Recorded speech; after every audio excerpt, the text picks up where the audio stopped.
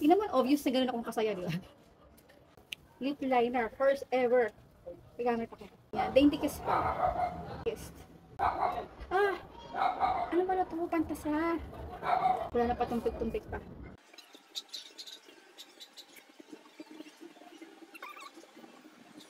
Ang dali niya i-apply. Oh my God. May na-overline ako dito. Tatanggal ko sana. Ang hirap na tanggalin. So, be careful of that. Pero it's a good indication na tatagal itong lip liner na to sa lips natin.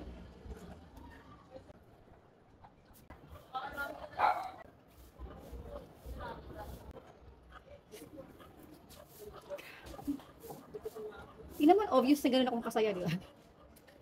Ganda. Tingnan nyo kahit wala akong lipstick, lip liner, na alam kong tatagal. Sige, ngayon, almost 2 p.m. So, i-update ko kayo. Ito 5 p.m. na. Meron pa rin.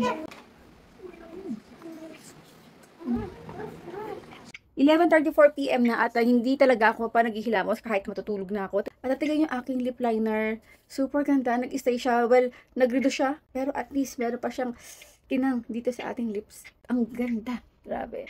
So, syempre, kung gusto niyo magkaroon ito, ilalagay ko yung link sa ating comment box section or sa ating yellow basket.